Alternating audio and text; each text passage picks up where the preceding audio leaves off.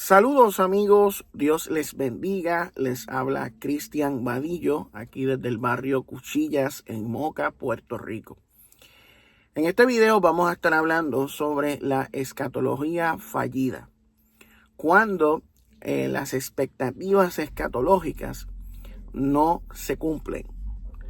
Y hemos mencionado en varias ocasiones, en videos anteriores, que el profeta Jeremías, al igual que otros profetas del Antiguo Testamento, hicieron profecías o predicciones que no se cumplieron históricamente. En el caso de Jeremías, dijo que el exilio babilónico iba a durar 70 años y que luego que se cumplieran esos 70 años, los judíos iban a regresar a su tierra, a Jerusalén. Esta profecía no se cumplió. Jeremías falló en su predicción. Siglos después, cuando acaba el exilio babilónico, que se supone serían 70 años, pero en realidad fueron siglos, durante el periodo de la persecución seleucida se agrega varios capítulos al libro de Daniel, visiones proféticas o escatológicas que buscaban reavivar las expectativas escatológicas del fin del mundo y la llegada del reino de Dios, la resurrección, etc.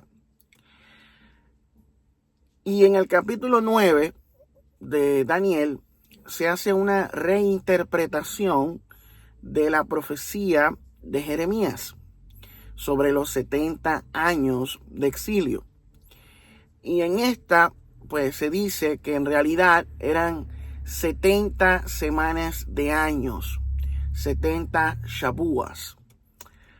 Y que luego del exilio, cuando ellos volvieran a Jerusalén, pues tendrían que pasar por tiempo de mucha angustia y persecución, y que al final pues vendría el fin de las devastaciones y el fin del desolador, que en este caso era Antíoco Epífanes IV, quien estaba persiguiendo a los judíos en aquella época del segundo templo de Jerusalén, cuando entró en el templo y puso una estatua de Zeus y sacrificaron cerdos en el altar del templo, lo que se conoce como la abominación desoladora.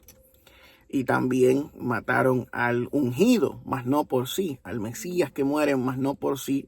En la profecía de Daniel 9 era el sumo sacerdote Onías III, quien fue muerto por orden de Menelao, quien después ocupó el puesto de sumo sacerdote en Jerusalén. Ellos esperaban que Antíoco Epífanes IV pues fuera derrotado, y Dios, una vez él muriera, iba a traer el reino celestial a la tierra. El pueblo de Dios o el pueblo judío en aquel entonces pues iban a reinar sobre el mundo, un nuevo mundo restaurado. Los muertos iban a resucitar, entre ellos Daniel. Esas eran las expectativas que ellos tenían. Una vez cayeran las bestias, los reinos, los reyes malignos, vendría el reino de Dios a la tierra. Un reino diferente, un reino de justicia, que iba a traer la paz a su pueblo. Pero la realidad es que eso tampoco sucedió. Sí lograron establecer un reino teocrático, si podemos decirlo, donde los reyes eran sacerdotes a la misma vez. El reino asmoneo, la dinastía asmonea, un gobierno, un estado judío que duró aproximadamente como unos 100 años y tuvo cierto éxito, hasta que se toparon con el Imperio Romano, que no formaba parte de sus expectativas y de sus planes, ¿verdad? Ya que ellos pensaban que una vez cayera Antíoco Epífanes IV, una vez cayeran los Seleucidas, iba a venir el reino eterno de Dios, iba a venir la resurrección, pero no se cumplieron esas expectativas. Llega otro imperio mundial, el Imperio Romano, llega el general Pompeyo con su ejército, entran al templo de Jerusalén, después pues se apoderan de todo, el pueblo de judío pasa a convertirse en una colonia o una provincia del Imperio Romano, y esto llevó a una confusión bien grande en aquel pueblo. Comenzaron a surgir sectas y movimientos mesiánicos anunciando la llegada del reino de Dios. Se escribió el libro de segunda de Esdras o cuarta de Esdras, donde se reinterpreta la profecía de Daniel de la cuarta bestia, diciendo que en realidad esta bestia que vio Daniel era un águila que tenía muchas cabezas y que esa águila era el Imperio Romano, ¿ves? Reajustando así la profecía de Daniel a una nueva perspectiva, ¿ves? Porque después decían que después de que cayera el Imperio Romano, entonces vendría el reino de Dios, ¿ves? Cambiaron los muñequitos. Sería la quinta bestia, ¿ves? Sería una quinta bestia, el águila, pero ellos dicen, en la reinterpretación pues pusieron como que era, en realidad Daniel estaba equivocado y en verdad esta es la última bestia. Surgieron movimientos como los esenios que anunciaban el fin del mundo. Juan el Bautista y Jesús aparecen también anunciando la llegada del reino, una secta apocalíptica, una secta que anunciaba el fin del mundo, un fin del mundo literal, un fin del mundo donde que todo iba a colapsar y que de todo eso entonces Dios iba a traer el reino a la tierra. Entonces vemos que dentro del ministerio de Jesús, vemos en los evangelios que la mayoría de la información que conocemos acerca de Jesús y de su iglesia primitiva vienen de los evangelios sinópticos, ¿ves? Y otros evangelios apócrifos que se escribieron. Y vemos en los sinópticos que se habla en cierto tono de expectativa inminente, si podemos decir, de que el mundo llegaría a su fin durante esa generación. Entonces se presentan en los evangelios sinópticos este sermón de Jesús, este sermón escatológico de Jesús en el Monte de los Olivos frente al templo, anunciando las señales que habrían del fin del mundo y de su venida. Vemos Marcos capítulo 13, Mateo 24, Lucas 21. Entonces se mencionan ciertas cosas, que habrán guerras, rumores de guerra. Esto lo dice un tiempo donde existía la Pax Romana, donde no habían guerras en el Imperio Romano. Todas las revueltas que sucedían en las provincias o en territorio del imperio eran rápidamente acabadas por los centuriones y las legiones. Entonces, pues se dice todo esto y se dice que estas cosas sucederán en esta generación, dicen los evangelios sinópticos, ¿ves? Como que habrán guerras, rumores de guerras, terremotos, Jerusalén será rodeada por ejércitos, no quedará piedra sobre piedra que no sea derribada en cuanto al templo, pero aún no es el fin, pero serán entregados y perseguidos ante gobernantes, ¿ves? Y todo eso pues se escribe en esos evangelios sinópticos como que dando a entender de que esto podría suceder en esa generación. Vemos también que en esa época pues sucedió lo de Calígula, que tenía intenciones de colocar una estatua de sí mismo en el templo de Jerusalén en el año 39, 6 años después de la muerte y resurrección de Cristo. Que quizás eso influyó en el autor Marcos, la fuente Q y Mateo, en escribir lo que escribieron, ¿ves? Y después a su vez influenciaron a Lucas, quien hace una reconstrucción histórica utilizando de base la fuente Q o los evangelios de Mateo y Marcos. Se habla de la abominación desoladora, se le da una reimaginación, una recontextualización con el Imperio Romano, se podía decir. ¿Y qué sucede? Pues en el año 66 comienza una revuelta judía contra el Imperio Romano. En el año 70 es que llega el general Tito con los ejércitos y destruyen el templo de Jerusalén y matan a un montón de gente y se llevan a muchos de ellos por otros lugares del Imperio Romano. Esto pues era visto como una señal de que se acercaba el fin del mundo, de que Cristo estaba a las puertas. Algunos cristianos pues ya sabían de que esto iba a venir y se huyeron a una ciudad en Transjordania, lo que hoy sería el West Bank, territorio palestino entre Jordán y territorio pues de Jordán y Palestina hoy, en la ciudad de Pela. Y ahí estuvieron un tiempo pues escapando de todo este revolú que estaba sucediendo en Jerusalén. Entonces, pero ¿qué sucedió? Pues Cristo no regresó en esa época. No regresó Cristo. No vino a derrotar a la bestia.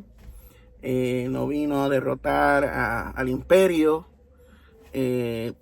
No sucedió nada de lo que algunos de ellos podrían haber pensado, o expectativas que tenían, no se cumplieron. Entonces, pues, ¿qué sucedió? El cristianismo, escatológicamente hablando, a lo largo de la historia de la iglesia, ha abrazado diferentes perspectivas de manera oficial, ¿ves? Inicialmente, durante los primeros 3 siglos de la iglesia cristiana, la mayoría de los padres de la iglesia, discípulos de los apóstoles y líderes religiosos, pues tenían una perspectiva premilenialista. Ellos creían que el Señor Jesucristo iba a regresar antes del periodo del milenio. Esta expectativa pues iba a suceder en algún momento. Ellos no veían el cumplimiento dándose en el año 70, como alegan hoy en día los preteristas totales. Ellos tenían una expectativa a futuro de que Cristo iba a regresar y que iba a acabar el mal en el mundo y el imperio que estaba persiguiendo a la iglesia, ¿ves? Iba a caer la gran Babilonia, que era el imperio romano, era Roma. Los preteristas reinterpretan la Gran Babilonia con Jerusalén basándose en pasajes del Antiguo Testamento, aunque en el Antiguo Testamento también se le llama ramera o otras cosas a otras ciudades como Nínive y Tiro. Pero en fin, Roma tenía que caer. Entonces pues eso siguió ahí, el premilenialismo floreció. Muchos Ireneo de León y otros eran premilenialistas históricos, ¿verdad? Estaban ahí, la iglesia siguió funcionando, expandiendo el mensaje por diferentes partes del Imperio Romano. Establecieron comunidades en Asia Menor, lo que hoy es Turquía, donde el mensaje del libro de Apocalipsis de Juan es dirigido. Y siempre se tenía esa expectativa de que el Señor iba a venir pronto, en breve. Retén lo que tienes para que ninguno tome tu corona. Esa era la escatología cristiana del primer siglo, la escatología original, una expectativa a futuro, ¿verdad? De que en algún momento va a suceder algo, va a surgir esta bestia que va a controlar al mundo entero, va a perseguir a la iglesia, y entonces el Señor Jesucristo regresará y pondrá fin a esta persecución y traerá el reino de los cielos a la tierra. Y se cumplirá la oración del Padre Nuestro: venga a nosotros tu reino, hágase tu voluntad así en la tierra como en el cielo. ¿Ves? ¿Qué sucede? El cristianismo, una vez va expandiéndose en otras partes del Imperio Romano, pues los helenísticos o los helénicos, los que estaban muy fuertemente influenciados por el platonismo, las filosofías griegas, pues traen una nueva perspectiva de la escatología. Ahí es donde nace lo que es el amilenialismo, fuertemente popularizado por Agustín de Hipona, uno de los mayores teólogos de la iglesia cristiana. La visión de Agustín de Hipona presentaba al reino milenial como la edad de la iglesia cristiana. La interpretación de Apocalipsis de Agustín era que ya el dragón había sido atado con la muerte y resurrección y ascensión de Cristo, y que ya la primera resurrección pues ocurrió, y que la edad de la iglesia representa el reino milenial, un largo periodo de tiempo hasta el regreso de Cristo. Por eso es que luego en el año 1000 y en el año 1030 y pico, habían personas que vieron que ya habían pasado 1000 años de cristianismo, pensaron que Cristo iba a regresar porque ya se estaban acabando los 1000 años, y hubo una gran expectativa de que Cristo iba a regresar. Sin embargo, no fue así. Entonces, pues comenzaron a pensar que el milenio era algo simbólico que representaba un largo periodo de tiempo. Eso es lo que el amilenialismo pues presenta. Se estira el milenio a más de 1000 años, ya van casi 2000 años de reino milenial en la tierra. Los preteristas totales reinterpretan el milenio a un periodo de 40 años, entre el año 33 al año 70. Esa es la interpretación preterista total. O sea, reducen el milenio a 40 años. Los amilenialistas extienden el chicle hasta el momento que Jesucristo regrese por segunda vez. Entonces, el amilenialismo presentaba como que la iglesia está reinando en la tierra. Vemos las grandes, que la iglesia se convierte en la religión oficial del Estado en el siglo IV. En el siglo IV es que nace también el amilenialismo. La iglesia se convierte, el cristianismo se convierte en la religión oficial del Imperio Romano. Acaban las persecuciones contra la iglesia. Entonces, esto cambió la perspectiva, la expectativa que se tenía de que vamos a ser perseguidos y Cristo va a reinar, y va a venir y va a reinar. Pues ahora Cristo no regresó, sin embargo, ahora el cristianismo es la religión oficial del Estado. No sé qué hacemos ahora. Pues entonces, ¿qué nace el amilenialismo? Hablando, no, es que ya estamos reinando, ya. O sea, ya el Cordero vino, ya Cristo vino en Apocalipsis 19. Ahí ya se ató al diablo y ahora estamos reinando con el Señor hasta el juicio final. ¿Ves? Que el Señor regresará con fuego a destruir al dragón y a Gog y Magog y todo eso. Entonces se construyeron los templos paganos, pasaron a ser templos cristianos. Se construyeron grandes templos, grandes basílicas, que eran la manifestación del reino de Dios en la tierra. La iglesia fue ganando más influencia, más poder, sus representantes ganando más autoridad, porque eran los representantes de Dios. Surgen estos obispos, estos patriarcas monárquicos, surge el papado, el Cristo alternus, viene siendo el vicario filii Dei, el representante de Dios en la tierra. Se convierte en un sistema jerárquico donde el papa es el rey y los cardenales son los príncipes de la iglesia. ¿Ves? Y así ha continuado. El catolicismo romano es amilenialista, al igual que la ortodoxia griega. En el siglo XVI surge la Reforma Protestante y mantuvieron esa visión amilenialista de la escatología. Aunque a posterior, cuando viene el descubrimiento del Nuevo Mundo, América, y hay persecución religiosa, división religiosa en Europa entre católicos o protestantes, protestantes contra católicos, protestantes contra protestantes, por cuestiones absurdas, pues llegan a América. Entonces, ¿qué hacemos con este nuevo mundo que ha sido descubierto? Pues entonces ahí es que gana popularidad esta nueva perspectiva escatológica llamada el postmilenialismo. El postmilenialismo pues enseña que el cristianismo iba a expandirse por todo el mundo se convertiría en cristiano, vendría una gran edad dorada de la iglesia. La iglesia es quien traería, a final de cuentas, el reino milenial y no Cristo presente, sino la iglesia. Aunque la cuestión esta de la presencia de Cristo en la Eucaristía se trajo con la intención de traer a Cristo a la Eucaristía en una presencia física para eliminar la necesidad de una segunda venida de Cristo y aliviar las tensiones expectativas de ese regreso. Pero volviendo al tema del postmilenialismo, bueno, el postmilenialismo pues enseñaba eso, o sea que ahora estas nuevas tierras son de Dios. O sea, se comenzó a evangelizar a América, a evangelizar a los nativos que tenían que convertirse a Cristo, a la iglesia católica. En el caso de Norteamérica, los protestantes puritanos que llegaron a Norteamérica fueron apoderándose de las tierras y cristianizándolas. Y ahí se expandió el reino de Dios, ¿verdad? En el norte pues vemos a los puritanos protestantes y al sur vemos y en Centroamérica y el Caribe vemos a los católicos expandiendo el reino de Dios en la tierra, o el cristianismo en general.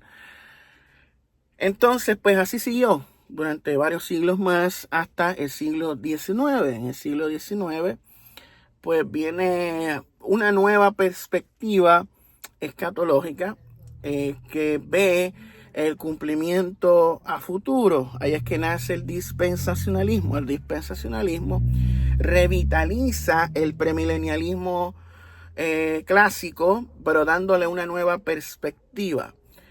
Comienzan a ver a dos pueblos de Dios, Israel y la iglesia, con dos planes y propósitos distintos: el evangelio del reino, el evangelio de la gracia. John Nelson Darby trae esta idea de que la iglesia está reinando, que la iglesia va a estar aquí en la tierra hasta cierto periodo de tiempo y que una vez sea arrebatada, entonces Dios continúa su plan con Israel. La gran tribulación dura 7 años. Después de esos 7 años la iglesia regresa y se junta con el pueblo de Israel y comienza el reino milenial. O sea, esa es la perspectiva que trae el dispensacionalismo premilenialista. Un premilenialismo donde el evangelio se convierte en dos y el pueblo de Dios se divide nuevamente en dos. Y tienen una visión del milenio más judía, donde se restauran los sacrificios de sangre. En el periodo de tribulación la gente se tiene que ganar la salvación por medio del martirio. El dispensacionalismo ahora mismo es la escuela escatológica más dominante en la iglesia evangélica. Y tiene muchos adeptos que tienen esta creencia de que en cualquier momento la iglesia se va a ir y va a comenzar la gran tribulación y va a aparecer el anticristo, y aquellos que se queden pues sufrirán la persecución. Esta escatología ha llevado a mucho sensacionalismo, a muchas ideas erradas que no se basan de la Biblia, sino en suposiciones y cuestiones subjetivas. El fanatismo religioso combinado con el pentecostalismo, el profetismo y muchas cosas que llevaron a la popularidad de este movimiento. Pero esto ha llevado a una mala comprensión de la escatología. Y son millones los que creen en esto, y como lo que estuvimos mencionando ayer del arrebatamiento pretribulacional. En el siglo XX pues surge otro movimiento escatológico que busca traer todo ese cumplimiento a futuro que da el dispensacionalismo y lo trae al pasado, específicamente al año 70, con la destrucción del segundo templo de Jerusalén. Esta escuela es el preterismo. El amilenialismo de por sí es preterista parcial, pero este movimiento preterista que nace en el siglo XX es un preterismo total. Sus mayores promotores son Max King, fuertemente influenciado por otros preteristas anteriores, como Milton Terry, creo que era uno de ellos, no recuerdo ahora el nombre. Sé que hay unos cuantos por ahí que escribieron varios libros desde una perspectiva preterista, pero comenzó a ganar fuerza en el siglo XX.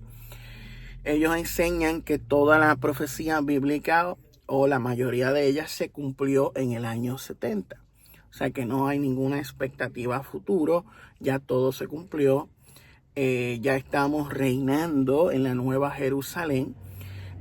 Reinterpretan lo que es la resurrección a una especie de muerte y después de la muerte a una ascensión astral o una ascensión espiritual. Esa es la resurrección de acuerdo al preterismo total, que adopta una visión más gnóstica de eso. Espiritualizan todo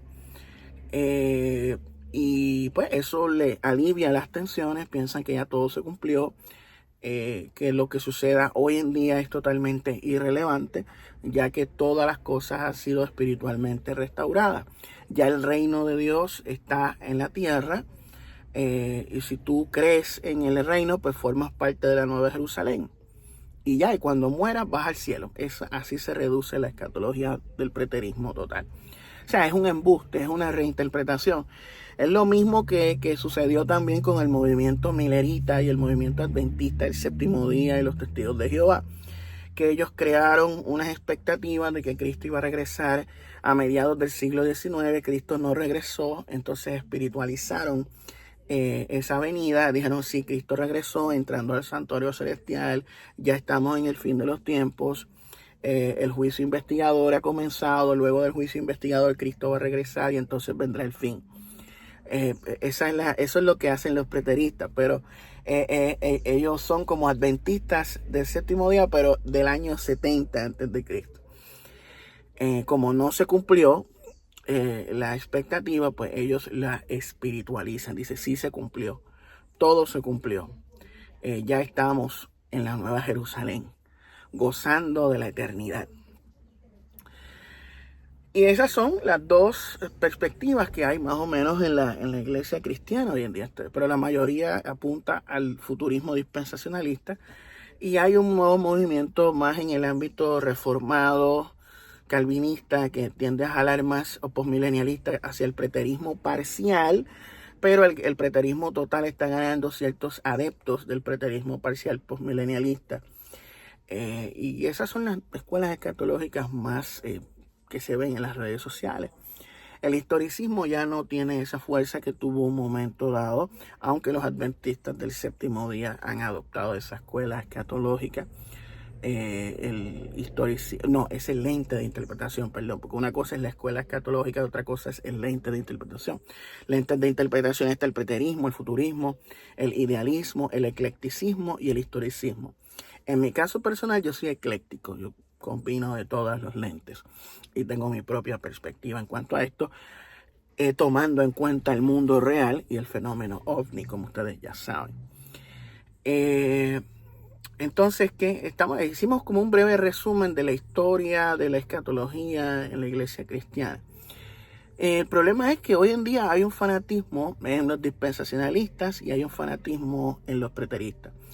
Cogen la escatología demasiado a pecho, muy obsesionados de manera fanática, y eso crea cuestiones mentales. Hay mucha gente que está trastornada mentalmente, psicológicamente dentro del dispensacionalismo, que están todo el tiempo delirando con que Dios le está mostrando el futuro de la humanidad y de que la iglesia se va, y tienen sueños del rapto, de la iglesia yéndose o ellos mismos yéndose en el rapto o quedándose en el rapto.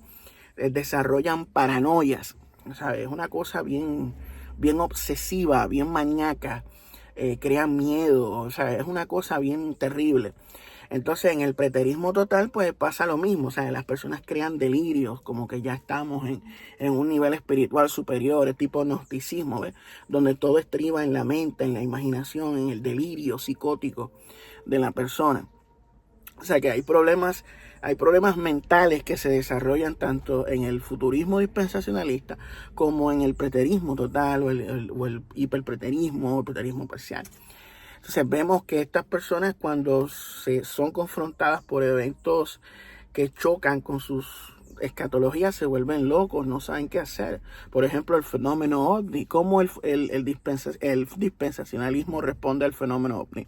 Bueno, ellos dicen que el fenómeno ovni es la justificación que dará el mundo cuando la iglesia sea arrebatada por Cristo al reino celestial. Que van a decir que una nave a mucha gente se llevó.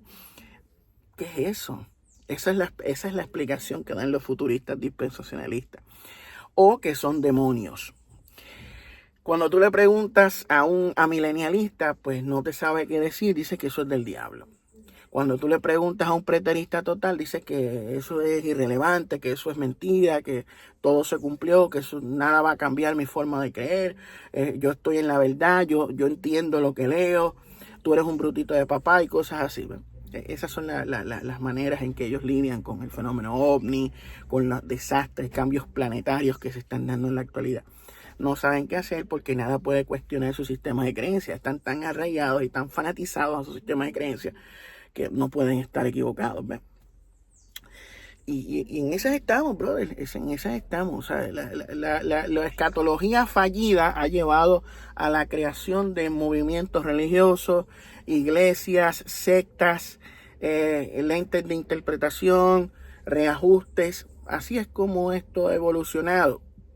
O sea, eso de que hay una univocalidad, que Dios siempre ha traído un mensaje, no, eso es embuste. Esos son inventos que se hacen para tratar de aliviar las tensiones y las contradicciones que existen y las disonancias cognitivas y los choques ontológicos ¿sabes? Son paliativos que se crean para tratar de bregar la situación.